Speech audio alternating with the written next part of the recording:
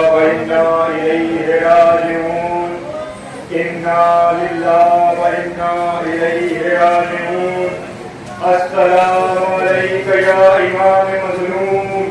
ہمارا سلام ہو اس امام مظلوم پر جسے اس عالم میں شہید کیا گیا کہ جب امام کی عمر 25 برس کی تھی. عزیزوں آج خوب کیا کریے کیونکہ اس امام کا گھر ہے جسے نوجوانی کے عالم میں شہید کر دیا گیا.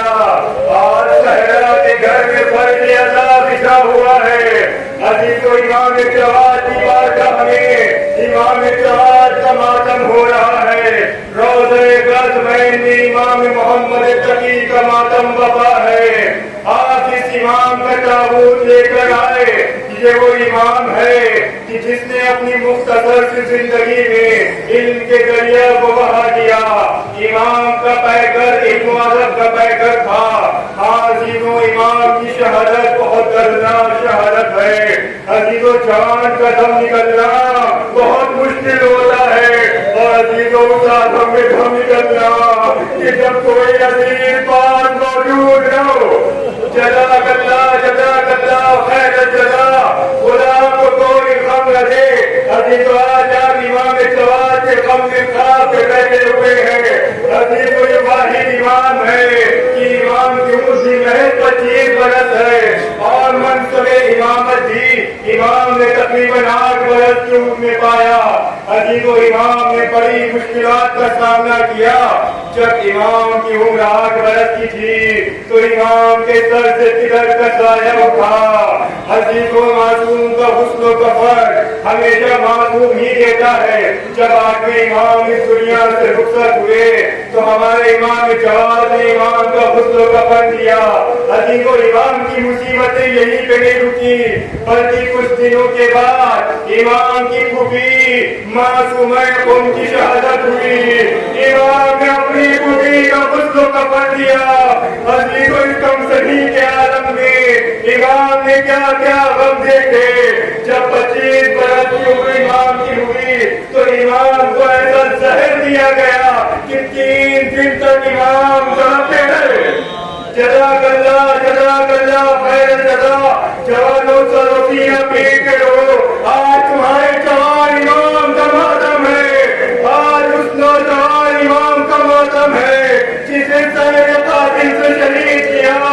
عزیز و تاریخ گواہ ہے کہ ہمارے دوسرے امام حسن مجتبی کو بھی زہر سے شہید کیا گیا. لیکن عزیزوں دونوں کی شہادت میں فرق ہے. جب امام حسن مجتبی کو زہر سے شہید کیا گیا امام کے جگر کے ٹکڑے امام کے دہن سے نکل رہے تھے تو چاہنے والی بہن موجود تھی, بھائی موجود تھا, بیٹا موجود تھا. لیکن ہمارا سلام ہو امام جواد کی غربت پر. جب امام کو زہر دیا گیا تو بیٹا بھی پاس موجود نہ تھا, ماں بھی پاس موجود نہ تھی, بہن بھی پاس موجود نہ تھی. عزیز و عالم غربت میں امام کو زہر دیا گیا. 3 دن تک امام زہر میں تڑپتے رہے. عزیزوں اوپر سے ستم یہ ہوا کہ امام کی جب روح نکل گئی تو امام کی زوجہ خدا لعنت کرے اپنے فضل پر کہ جس نے امام کو زہر بھی دیا اور امام کے لاشے کو بالا خانہ میں رکھا. امام کی غربت کا اندازہ لگائیے. کوئی گھر کا موجود نہیں ہے. زوجہ نے جنازے کو گھر کی چھت پہ رکھا. عزیزوں کچھ دن گزرے لوگوں کو احساس نہ ہوا کہ ہمارا امام اس دنیا سے رخصت ہو گیا. لیکن جب پرندے بالا خانہ کا طواف کرنے لگے تب لوگوں کو اس چیز کا احساس ہوا. امام کے پردن کو اجازت تشریف لائے اس کو تو بن کر اہتمام ہوا. بڑی شان سے امام کا جنازہ اٹھا. عزیزوں میرا دل کہتا ہے کہ جب تک میں امام اس کو کفن دے رہے ہوں گے, جنازہ اٹھا رہے ہوں گے, لوگوں کا ہجوم ہوگا تو امام سر و سینہ پیٹ کے اس غم کو یاد کر